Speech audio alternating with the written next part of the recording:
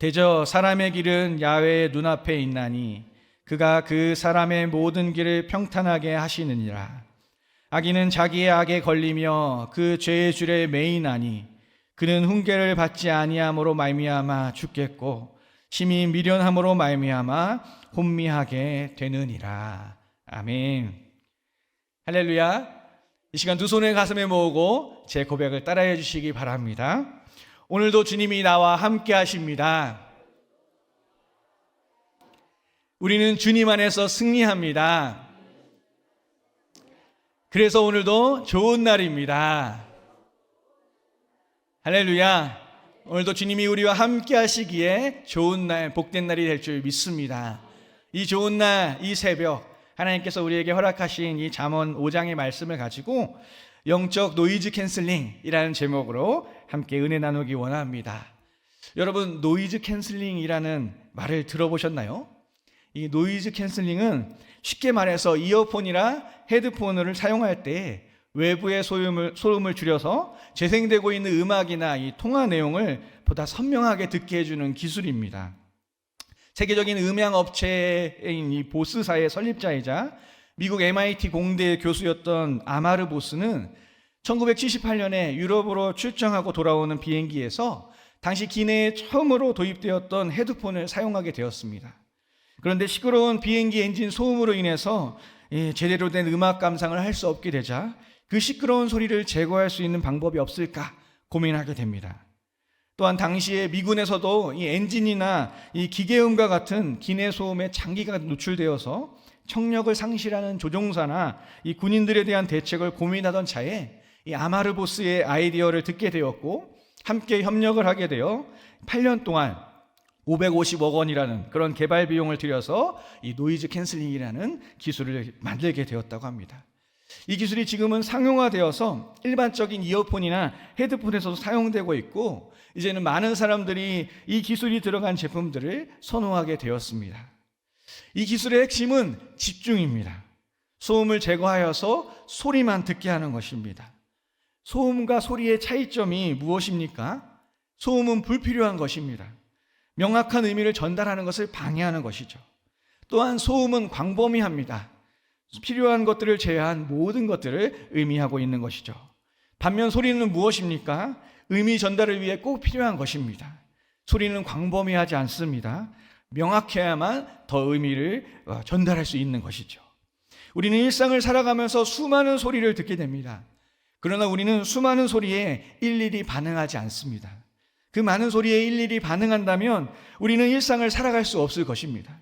그래서 인간이 태어나 처음으로 훈련하는 것은 소리와 소음을 구분하는 것입니다.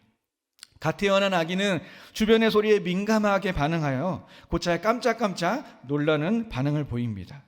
하지만 시간이 흐르면 자신을 부르는 엄마 아빠의 목소리나 자기에게 필요한 소리를 소음과 구분하게 됩니다. 지금도 제가 기억하는 따뜻한 기억 중에 하나는 피곤한 몸을 이끌고 집에 들어가기 위해서 이 도어락의 비밀번호를 누르고 문을 열면 거실에 있던 제 아들이 그 소리를 듣고 바닥을 확 기어서 또한 이 아장아장 못 걷는 걸음으로 저를 향해 다가오는 모습입니다. 저를 반겨주던 아이의 모습에 피곤함을 잊게 되었던 그러한 기억이 있습니다. 나중에 아내에게 들어보니까 제 아들이 이 도어락 소리가 들리고 문이 열리면 제가 온다는 사실을 알고 그 소리가 들릴 때마다 문을 향해 기어갔다라는 것입니다. 제가 그래도 아들에게 기다려지는 존재라는 사실에 참 감사했던 것 같습니다. 우리에게 있어서 소리는 우리를 반응하게 하는 것입니다. 아이가 부모의 소리를 듣고 움직이듯이 차를 타고 가는 운전자가 이 내비게이션의 안내 소리를 듣고 차를 운전하듯이 소리는 우리를 반응하게 하는 것입니다. 하지만 소음은 우리를 반응하게 하지 않습니다. 인도를 걸으며 도로에서 나는 차 소리에 우리가 반응하지 않듯이 지나가는 사람들이 하는 대화 소리에 우리가 반응하지 않듯이 소음은 우리를 반응하게 하지 않습니다. 그러므로 소리와 소음을 구분짓는 또 다른 하나의 의미는 우리의 인식입니다. 우리가 인식하고 있는 우리를 반응하게 하는 것은 소리이고 그러나 우리가 인식하지 않는 우리를 반응하게 하지 않는 것은 소음인 것입니다. 영적인 세계에서도 이러한 소리의 개념을 적용해 볼 수 있습니다. 세상에는 수많은 가치와 이념들이 있습니다. 수많은 종교와 사상들이 자기의 가르침을 전하고 있고 사람들은 그 영향을 미치고 있습니다.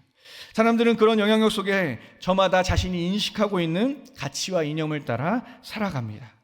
소리가 우리를 반응하게 하는 것이라면 이러한 가치와 이념은 바로 영적인 소리가 되는 것입니다. 우리가 어떤 가치와 이념에 반응하는가에 따라서 그것이 우리에게 소리가 되고 소음이 되기도 하는 것입니다.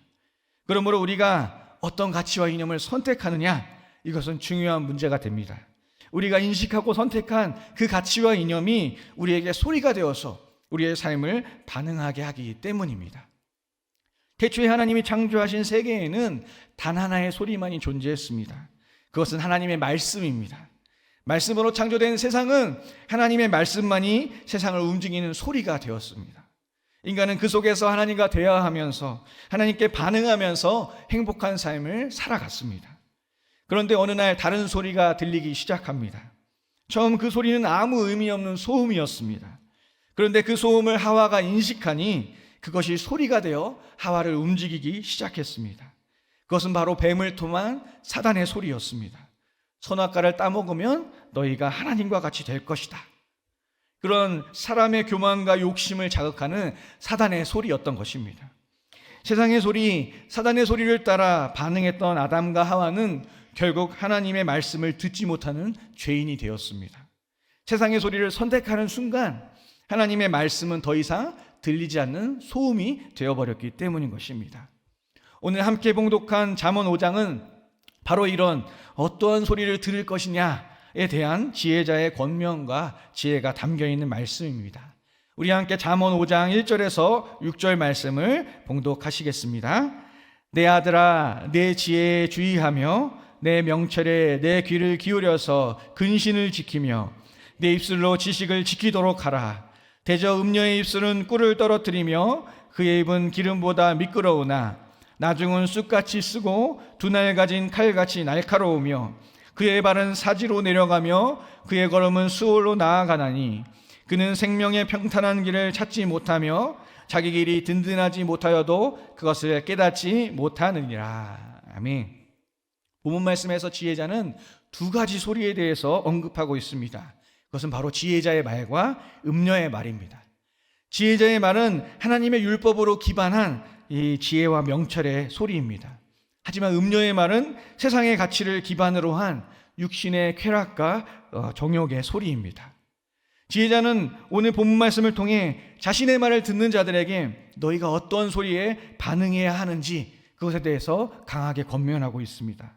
지혜자는 1, 2절에서 지키라 라는 단어를 두 번이나 사용하면서 지혜와 명철이 담긴 자신의 말에 반응할 것을 강조하고 있습니다. 또한 음녀의 말의 실체에 대해서 이야기하며 경고합니다. 음녀의 말은 듣기에 꿀처럼 달콤하고 기름처럼 유창하지만 결국 마지막에는 쑥과 같이 쓰고 칼처럼 날카로워서 상처를 주고 또한 죽음으로 나아가게 한다는 것입니다. 계속해서 기록된 잠언 5장 17절에서 14절에서도 동일하게 지혜자인 자신의 말에 귀 기울이고 음녀에게서 멀어져 나중에 후회할 일이 일어나지 않도록 주의하라고 강조하고 있습니다. 음녀의 말을 따라가면 겪게 될 후회할 일이 무엇일까요? 우리말 성경으로 번역된 잠언 5장 9절에서 14절 말씀을 제가 읽어드리도록 하겠습니다. 그렇게 하지 않으면 내가 내 명예를 남에게 빼앗기고 내 목숨을 잔인한 사람에게 빼앗길지도 모른다. 내가 모르는 사람들이 내 재물로 잔치를 벌이고 내가 수고한 것이 남의 집으로 돌아갈 것이다. 결국 내 몸이 병들게 된 후 내 인생의 끝에 가서 너는 탄식하며 말할 것이다. 내가 왜 교훈을 싫어하며 꾸지람을 무시했을까? 내가 선생님의 말씀에 순종하지 않고 나를 가르쳤던 그분의 말에 귀 기울이지 않았더니 모든 사람들이 보는 앞에서 망하게 생겼구나. 음녀의 말을 따라가면 자신의 명예와 목숨과 재물과 건강을 잃게 되고 왜 내가 지혜자의 말을 듣지 않았을까라고 탄식하게 된다라고 이야기하고 있는 것입니다. 사랑하는 성도 여러분, 오늘 잠언의 지혜자는 우리에게 어떠한 소리를 들을 것인지 이야기하고 있습니다. 여러분은 어떤 소리를 들으시겠습니까? 이미 정답을 알고 있는데 오답을 택하지는 않으시겠지요. 우리는 지혜자의 말을 따라 하나님의 말씀 안에 거하는 자들이 되어야 할 줄 믿습니다. 여러분, 미국의 발명왕 에디슨이 발명왕이 될 수 있었던 한 가지 비결이 있었습니다. 그것은 그에게 청력 장애가 있었기 때문인 것이죠. 그는 어린 시절 가난한 형편의 가족의 생계를 돕기 위해서 이 철도역에서 신문팔이를 하였습니다. 그런데 그때 자신이 좋아했던 실험을 하기 위해 이 열차 안에서 실험을 하다가 그만 화재를 내게 되었습니다. 그로 인해 화가 난 철도 관리인이 이 에디슨의 뺨을 세게 때리게 되었고 그때 한쪽 귀의 청력을 잃게 되었습니다.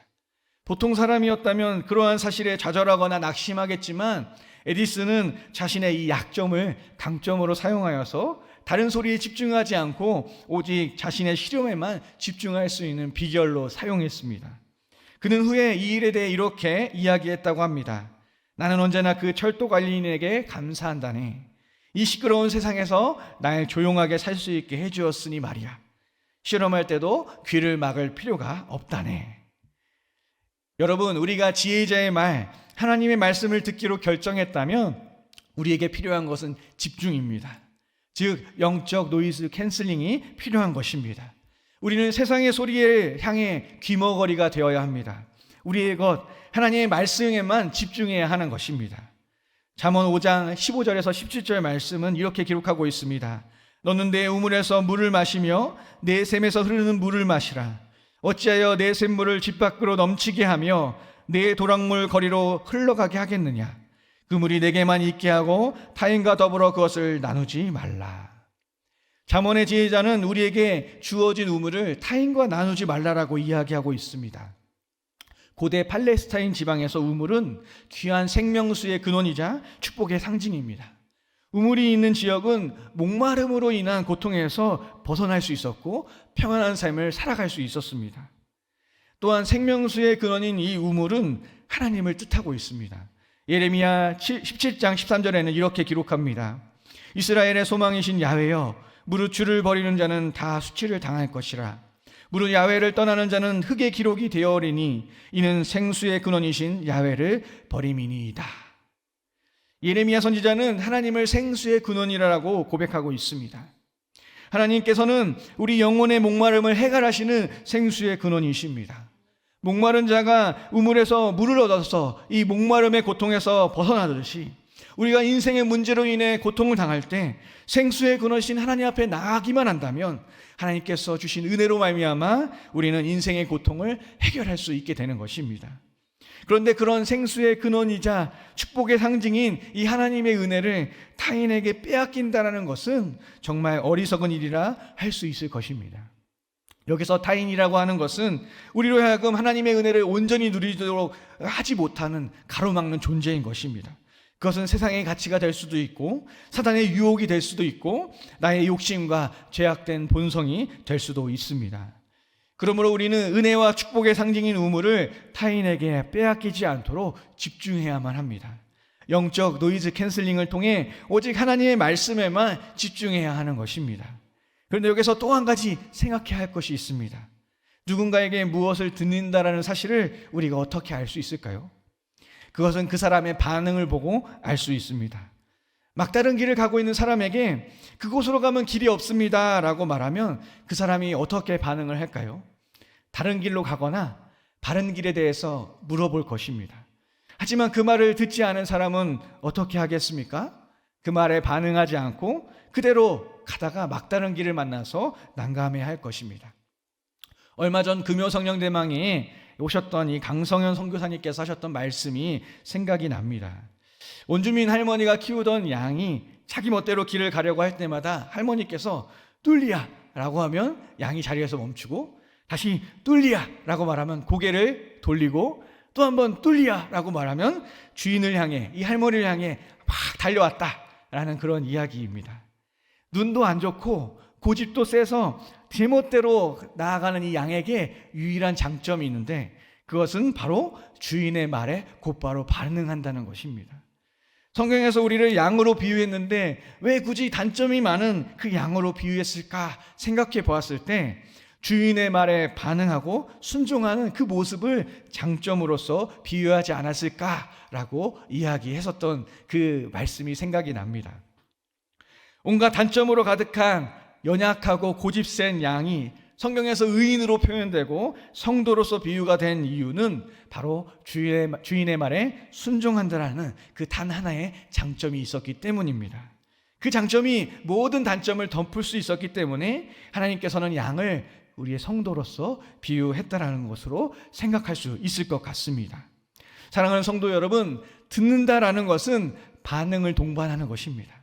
하나님의 말씀에 집중하여 그 말씀을 듣기로 결정했다면 우리는 그 말씀에 반응해야 하는 것입니다.